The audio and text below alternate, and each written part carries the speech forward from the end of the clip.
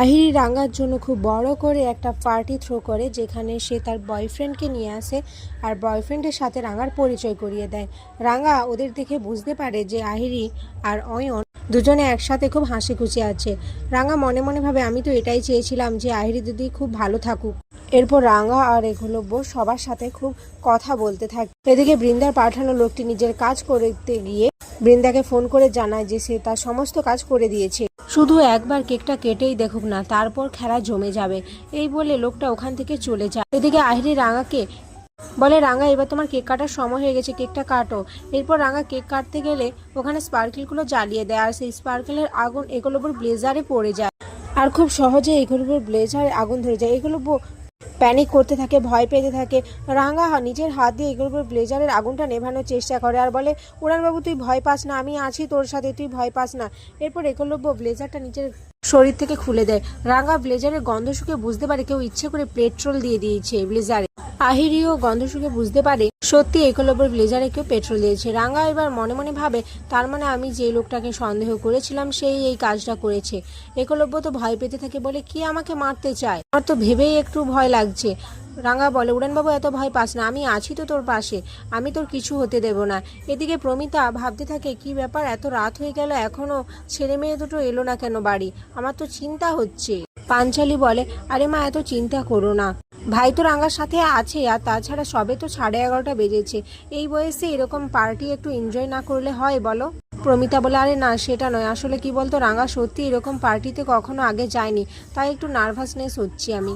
এরই মধ্যে বাড়ির কলিং বেল বেজুলে প্রমিতা গিয়ে দরজা খুলে দেখে একলব্য হাতে ব্লেজার নিয়ে থমথমে মুখে দাঁড়িয়ে রয়েছে। প্রমিতা দেখেই বুঝতে পারে কিছু একটা হয়েছে। প্রমিতা একলব্য আর রাঙ্গাকে বারবার জিজ্ঞেস করে যে কি হয়েছে। তখন রাঙ্গা বলে সমস্ত ঘটনাটা, কিভাবে উড়ানবাবুর ব্লেজারে আগুন ধরে যায়। প্রমিতা এসব কথা শুনে অবাক হয়ে যায় আর বলে, সে কি আক্কু, তোর কোনো ক্ষতি হয়নি তো? একলব্য হেসে বলে, তুমি ভাবলে কি করে আমার কোনো ক্ষতি হবে, তাছাড়া রাঙ্গা আছেই তো, রাঙ্গা কি আমার কোনো ক্ষতি হতে দেবে?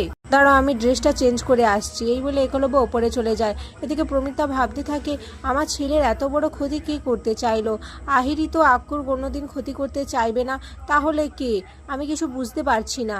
তখন রাঙ্গা বলে, হ্যাঁ রে মা, আমিও বুঝতে পারছি না কে করছে। আহিরি দিদি কোনোভাবেই উড়ানবাবুর ক্ষতি করতে পারে না, এটা আমি নিশ্চিত।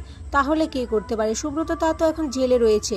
বড় বৌদি, আমার না এই জন্য তীরধনুক হাতে নেওয়ার আর ইচ্ছে ছিল না রে মা। আমি জানি আমার তীরধনুক কেউ পছন্দ করে না, অনেকে আছে যারা আমার ক্ষতি করতে না পেরে আমার কাছের মানুষদের ক্ষতি করতে চাইছে।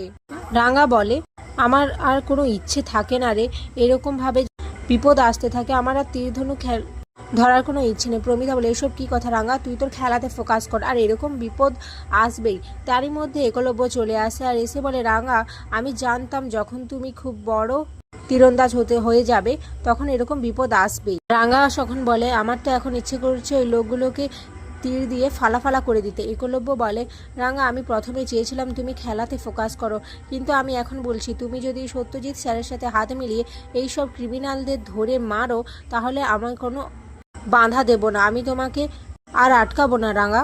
কিন্তু তুমি একদম ভয় পাবে না রাঙ্গা, তুমি সাহসী, তোমার চোখে আমি ভয় দেখতে চাই না, তোমার চোখে আমি আগুন দেখতে চাই রাঙ্গা, যেটা দেখে সমস্ত ক্রিমিনালরা ভয় পেয়ে যাবে। এদিকে রাঙ্গা বুঝতে পারে যে একলব্য তার সাথে রয়েছে, তাই সে ঠিক করে সে সেই সমস্ত অপরাধীদের শাস্তি দেবে যারা অন্যায় অপরাধ করে সমাজে ঘুরে বেড়াচ্ছে। আর এখানেই আজকের পর্ব শেষ হয়ে যায়।